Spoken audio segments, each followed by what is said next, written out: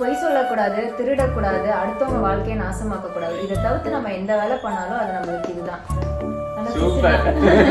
So இப்போ வந்து முக்கியமான பாயிண்ட், salary எவ்வளவு, யூடியூப்ல வருமானம் எவ்வளவு, இதுதான் என் பே ஸ்லிப் அவரு போட்டு சொல்லக்கூடாது, அது வேற விஷயம்.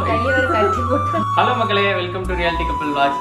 நிறைய பேர் கேக்குற விஷயம் என்ன அப்படின்னா, நீங்க யூடியூப்ல எவ்வளவு சம்பாதிக்கிறீங்க, அதுதான் பெரிய கொஸ்டினா இருக்குது. இன்னொன்னு எங்க ப்ரொஃபஷன்ல எவ்வளவு சம்பாதிக்கிறோம் அப்படிங்கிறது நிறைய, ஒரு சிலருக்கு நம்ம ப்ரொஃபஷன் இருக்கதே தெரியாது. யூடியூப்ல தான் இவங்க சம்பாதிச்சு குடும்பத்தை நடந்துறாங்க அப்படின்னு நிறைய பேர் வந்து கமெண்ட்ஸ்ல குமுறுறாங்க. அதெல்லாம் நாங்க பார்த்துட்டு தான் இருக்கிறோம். ஸோ இன்னைக்கு இந்த வீடியோ எதுக்கு அப்படின்னா, யூடியூப்ல என்ன வருமானம் வருது, என்ன சேலரி வருது, அண்ட் எங்க ப்ரொஃபஷன்ல என்ன சேலரி வருது, ஸோ இதை பத்தி நம்ம பேசலாம் அப்படின்னு தான் இந்த வீடியோ. வாங்க வீடியோக்குள்ள போலாம். ஃபர்ஸ்ட் எந்த பத்தி பார்க்க போறோம் அப்படின்னா, நான் வந்து ஐடில அப்ளிகேஷன் டெவலப்பர், அதாவது சாஃப்ட்வேர் இன்ஜினியரா ஒர்க் பண்றேன். சாஃப்ட்வேர் இன்ஜினியர்ஸ்க்கு எவ்வளோ சேலரி அப்படின்னு உங்களாலேயே ஓரளவு கெஸ் பண்ண முடியும். அண்ட் எவ்வளோ சம்பளம் வருது எக்ஸாக்டா அப்படின்னு நீங்க தெரிஞ்சுக்கணும் அப்படின்னா, கிளாஸ் டோர், இது மாதிரி ஆம்பிஷன் பாக்ஸ், இது மாதிரி நிறைய சைட் இருக்குது. அதெல்லாம் போயிட்டு ஒரு சாஃப்ட்வேர் இன்ஜினியர் லெவல் 3 இவங்களுக்கு ஒரு வால்மார்ட், அமேசான் இது மாதிரி கம்பெனிஸ்ல என்ன சேலரி கொடுப்பாங்க அப்படின்னு நீங்களே சர்ச் பண்ணி பார்த்தாலே உங்களுக்கே தெரிய வரும். இதை நான் வந்து இதுதான் என் பே ஸ்லிப் அப்படின்னு போட்டு சொல்லக்கூடாது, அது வேற விஷயம். கையவரை கட்டி போட்டாங்க, சொல்லிடா தப்பு, ஏன்னா உளறிடுவேனா, அதனால கட்டி போட்டாங்க. இல்ல அவளை கட்டி போடுறதுக்கு முன்னாடி என்ன கட்டி போடுறாங்க ஆபீஸ்ல, இதெல்லாம் என்ன சொல்லிட்டு இருக்கேன். ஸோ எப்பயுமே வந்து சேலரி அப்படிங்கறது ஒரு விஷயம் வந்து அஃபிஷியலி ரொம்ப கான்ஃபிடென்ஷியல் ஒன். ஸோ அதை வந்து என்னோட கலீக்ஸ்க்கே வந்து நான் வந்து ஷேர் பண்ணக்கூடாது. ஸோ அதை வந்து எப்படி ஒரு பப்ளிக் ஃபோரம்ல வந்து கண்டிப்பா சொல்லவே கூடாது. அது வந்து என்ன சொல்றது, கம்பெனியோட சம் நார்ம்ஸ் இருக்கும்ல, ஸ்டாண்டர்ட்ஸ் அண்ட் நார்ம்ஸ். ஸோ அதுக்கு எதிரானது. ஸோ ஈவன் என்னை டெர்மினேட் பண்றது கூட சான்ஸ் ஆகும், அதெல்லாம் சொன்னேன் அப்படின்னா. ஸோ அதனால இந்த விஷயத்த சொல்லக்கூடாது. ஸோ நான் சாஃப்ட்வேர் இன்ஜினியர் லெவல் 3ல இருக்கிறேன். ஸோ வால்மார்ட், அமேசான் ஆல்ரெடி நான் சொன்ன மாதிரி, ஆம்பிஷன் பாக்ஸ், கிளாஸ் டோர், இது மாதிரி நிறைய சைட் இருக்குது. அதில் போயிட்டு அவங்களுக்கு இது மாதிரி சாஃப்ட்வேர் இன்ஜினியர் லெவல் 3க்கு வந்து என்ன எக்ஸ்பீரியன்ஸ் வேணும், என்ன சேலரி இருக்கும், அப்ராக்சிமேட்டா கொடுத்துருப்பாங்க. எக்ஸாக்டாலாம் கொடுத்துருக்க மாட்டாங்க, அப்ராக்சிமேட்டா இருக்கும். கிட்டத்தட்ட அதுவும் இதுவும் கொஞ்சம் கிட்டத்தட்ட மேட்ச் ஆகும் நீங்களே. ஸோ இதுதான் என்னோட சேலரி. ஓகே, இப்போ நெக்ஸ்ட் பாயிண்ட் வரோம். என்னன்னா, பிரியங்காவோட சேலரி என்ன, அவ ப்ரொஃபஷன்ல பட் பேச போறோம். ஸோ என்ன அப்படின்னா, பிரியங்கா வந்து டென்டிஸ்ட். ஓகே, அது நிறைய பேருக்கு தெரியாது. பிரியங்கா வந்து டென்டிஸ்ட், டாக்டர் புட்டிப்பா, அது மாதிரி doctor dentist, sorry dental doctor. ஆமா, ஓகே. நிறைய இன்ஸ்டாகிராம்ல மெசேஜஸ் வரும், அக்கா நான் வந்து 12th முடிச்சிட்டேன், நீட் எழுதியிருக்கேன், எனக்கு எம்பிபிஎஸ் கிடைக்கல, பிடிஎஸ்க்கு ஸ்கோப் இருக்கா அப்படின்னு சொல்லிட்டு உள்ள ஒருத்தங்க கத்திட்டு இருக்காங்க. பிடிஎஸ்க்கு வந்து ஸ்கோப் நல்லாவே இருக்கு. நீங்க ஃபாரின்ல போனீங்கன்னா நல்லாவே ஏர்ன் பண்ணலாம். இங்க வந்து என்னன்னா வந்து, நீங்க ஒன்ஸ் பிடிஎஸ் முடிச்சிட்ட பிறகு நீங்க வந்து எம்பிஎஸ் படிக்கலாம், இல்லனா வந்து சீனியர் இன்டர்ன்ஷிப், கவர்மெண்ட் காலேஜஸ்ல சீனியர் இன்டர்ன்ஷிப் பண்ணலாம். இன்னொன்னு என்னன்னா வந்து, நீங்க ஓனா உங்க கிளினிக் செட்டப் பண்ணலாம், இல்லனா வந்து உங்களுக்கு தெரிஞ்ச கிளினிக்ல ஏதாவது போய் நீங்க பிராக்டிஸ் பண்ணிக்கலாம். நானும் அப்படிதான் பண்ணேன். ஸ்கோப் இருக்கான்னு கேட்டதுக்கு என்ன ஆன்சர் அப்படின்னா, கண்டிப்பா ஸ்கோப் இருக்கு. எப்பனா நீங்க ஓனா கிளினிக் வச்சு செட்டப் வச்சு ரன் பண்ணீங்க அப்படின்னா கண்டிப்பா நல்ல ஸ்கோப் இருக்கும். இன்னொரு கிளினிக்ல போய் ஒர்க் பண்ணீங்க அப்படின்னா அதோட ஸ்கோப் வந்து அவங்க கொடுக்குற salary தான். ஓகே, அதேதான், அவங்க கொடுக்குற salary தான். நம்ம ஓன் கிளினிக் மாதிரி நம்ம அந்த கிளினிக்ல எதிர்பார்க்க முடியாது. அண்ட் இன்னொரு விஷயம் என்னன்னா, நம்ம ஒரு ஹாஸ்பிட்டல்லயோ ஒரு கிளினிக்லயோ போய் ஒர்க் பண்றோம், அவங்க வந்து நம்மளுக்கு பே சம்பளம் கொடுக்குறாங்க. சோ மாடரேட்டா இப்ப வீதிக்கு ஒரு டாக்டர், வீதிக்கு ஒரு டென்டிஸ்ட், எப்படி முன்னாடி வந்து தெருவுக்கு 4 இன்ஜினியர்ஸ் இப்பெல்லாம் இருக்காங்களோ, அது மாதிரி வீதிக்கு ஒரு டென்டிஸ்ட், வீதிக்கு ஒரு டாக்டர்ஸ் இருக்காங்க. மெயினா என்னன்னா, நம்ம வைக்க போற கிளினிக் செட்டப், அந்த ஏரியா லொகேஷன் வந்து நல்லா இருக்கணும், பீக்கா இருக்கணும். அப்பனா நம்ம நல்லா பண்ணலாம். நம்ம ஒரு விஷயம் என்ன அப்படின்னா, துரு பிறந்து இப்ப கிட்டத்தட்ட 1 year 2 months ஆயிடுச்சு. சோ பிரியங்கா வந்து கம்ப்ளீட்டா வந்து மெட்டர்னிட்டினால வீட்ல தான் இருக்கிறா, குழந்தைய பாத்துக்கிறதுனால வீட்ல தான் இருக்கிறா. நடுவுல வந்து ஒரு 2 to 3 weeks ரெஸ்யூம் பண்ணேன், ஆனா வந்து அவ்வளவு செட் ஆகல. ஏன்னா எங்க அம்மனாலையும் பாத்துக்க முடியல, பிரியங்கா அம்மனாலையும் கொஞ்சம் பாத்துக்க முடியல. சின்ன குழந்தையா இருந்தானா, அதோட பிரெஸ்ட் ஃபீட் வேற பண்ணிட்டு இருக்கோமா, அதில் விட்டு போவேனா, பிரெஸ்ட் ஃபீட் கம்ப்ளீட்டா ஸ்டாப் பண்ணிட்டு வேலையை ரெஸ்யூம் பண்ணிக்கலாம் அப்படிங்கிற மைண்ட் செட்டுக்கு வந்துடுச்சு. பிரியங்கா வந்தாச்சு, அதனால ஓகேன்ட்டு நானும். நிறைய பேர் வந்து சொல்லுவாங்க, வீட்டுல குழந்தைய பாத்துக்கிட்டா போதும், நீ வேலைக்கெல்லாம் போகக்கூடாது அப்படிங்கிற மாதிரி கேரக்டர்ஸ்லாம் நாங்க கிடையாது. அவங்கவுங்க ஜாபை எப்பப்ப ரெஸ்யூம் பண்ணணும், அதே சமயத்துல வீட்டை எப்படி டேக் கேர் பண்ணணும் அப்படிங்கிறது வந்து ரொம்ப முக்கியம். இன்ஃபேக்ட் வேலையை விட ஃபேமிலி வந்து ரொம்பவே முக்கியமான ஒரு விஷயம். அப்படியே ஜேர்னி வந்து போயிட்டே இருக்குது.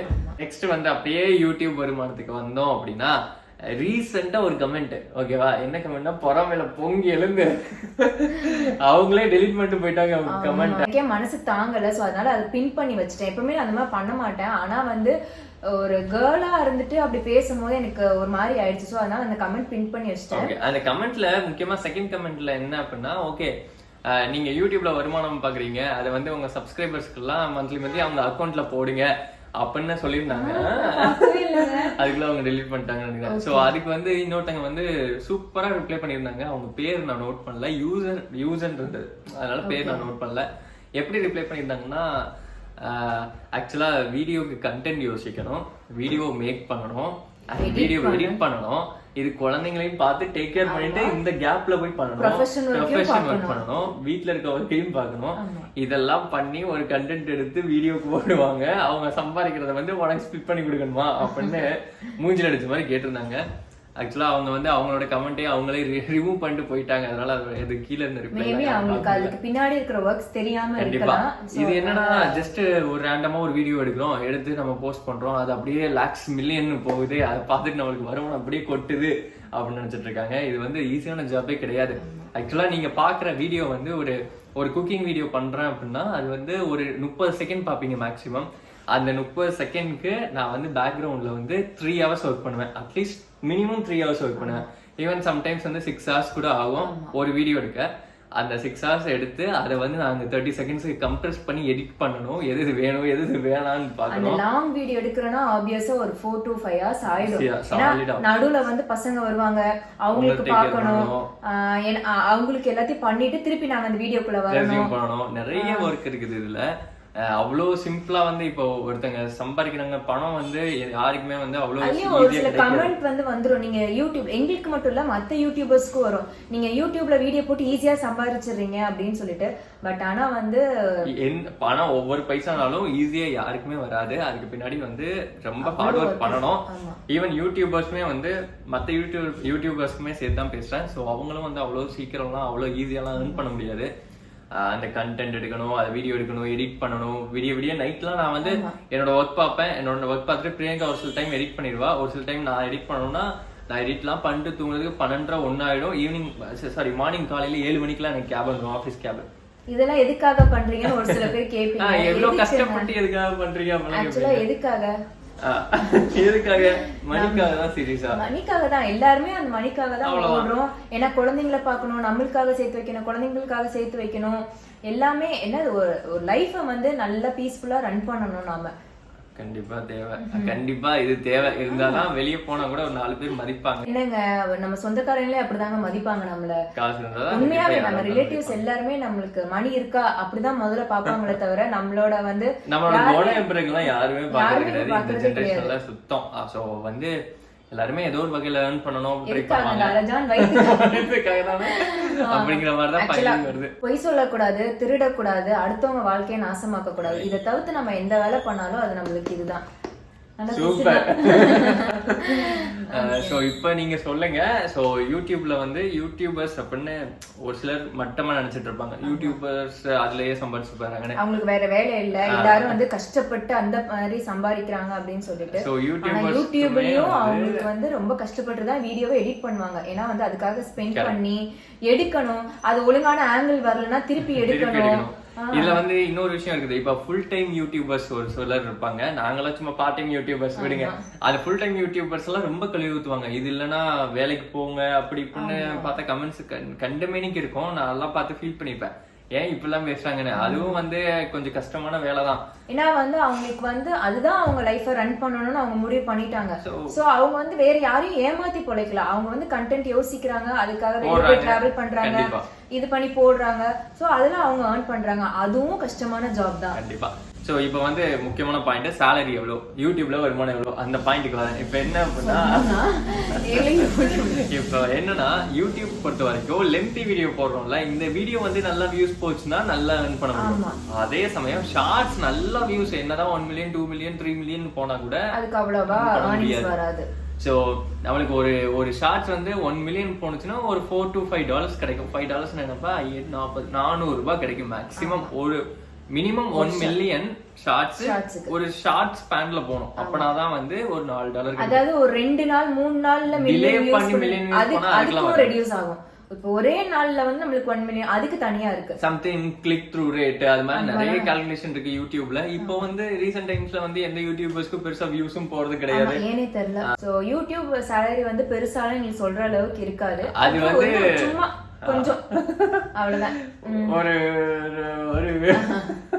சொல்ல முடியாதுங்க, சொல்லக்கூடாது. ஆக்சுவலா யூடியூப் நார்ம்ஸ் படி நம்ம எவ்வளவு ஏர்ன் பண்றோம்னு சொல்லிட்டு சொல்லக்கூடாது. கொஞ்சம் தான் எங்களுக்கு நீங்க எங்களோட இது எடுத்து பார்த்தாலே தெரியும். ஏன்னா எங்களுக்கு vlog போகவே போகாது. மாடரேட்டா ஒரு 490k ஒரு 500k குள்ள தான் போகும் ஷார்ட்ஸே எங்களுக்கு. சோ போகாது. அதுக்கு வந்து மந்த்லி பட்ஜெட் ஒரு ரொம்ப கம்மியா தான் வரும். மத்த யூடியூபர்ஸ்லாம் கம்பேர் பண்ணும்போது ரொம்ப கம்மியா தான் வரும். சோ ரொம்பலாம் வரும்லாம் எதிர்பார்க்கற ஐ மீன் நீங்க எதிர்பார்க்காதீங்க. ஆக்சுவலா என்னன்னா வந்து என் ஹஸ்பண்ட் வந்து ரொம்பவே சீரியஸா ரொம்பவே அவங்க ஒர்க் வந்து ஸ்ட்ரெஸ் பண்ணி தான் அவங்க வந்து இது பண்ணிட்டு இருக்காங்க. ஏன்னா ஐடில வந்து ரொம்ப ஸ்ட்ரெஸ்ஃபுல்லா போயிட்டு இருக்கு. இப்போ என்னால வந்து கிளினிக் போய் கொஞ்சம் சப்போர்ட் பண்ண முடியலன்னா கூட யூடியூப்ல அவங்களுக்கு கொஞ்சம் நான் சப்போர்ட் பண்ணிட்டு இருக்கேன். ஏன்னா வந்து அவங்களுக்காக மட்டும்தான் எனக்கு தெரியும். ஏன்னா வந்து அவ்வளோ ஸ்ட்ரெஸ் ஆவாங்க அவங்க ஒர்க்ல. சைட் பை சைடு ஒரு ஏர்னிங்ஸ் இருந்தாதான் நம்ம லைஃப் வந்து கொஞ்சம் அப்படிங்கிற ஒண்ணு வந்து எல்லாருக்குமே கண்டிப்பா இருக்கணும். அது வந்து கொஞ்சமா இருந்தாலும் நம்ம வந்து அவங்களுக்கு கூட கொஞ்சம் சப்போர்ட்டா இருந்தோம்னா அவங்களுக்கு அது கொஞ்சம் ஹாப்பியாவும் இருக்கும், கொஞ்சம் ஸ்ட்ரென்த்தாவும் இருக்கும், எக்கனாமிக்கலா ஸ்ட்ரென்த்தாவும் இருக்கும். அதனால வந்து தான் நான் வந்து கொஞ்சம் சப்போர்ட் பண்ணிட்டு இருக்கேன் ஹஸ்பண்டுக்கும். ஸோ இதுதான் இப்போ நீங்களே டிசைட் பண்ணிக்கோங்க. ஸோ இதுதான் வந்து எங்களோட மந்த்லி சேலரி. இந்த யூடியூப்லலாம் பழப்ப ஓட்டுறோம் அப்படிங்கிறதெல்லாம் கிடையாது. அது வந்து எங்களுக்கு பாக்கெட் மணிக்கு அளவுக்கு தான் வரும் ஆக்சுவலாக சொல்ல போனோம். இன்னொரு இன்ட்ரெஸ்டிங் vlogல மீட் பண்ற வரைக்கும் until then bye from Reality Couple Vlogs. Bye bye.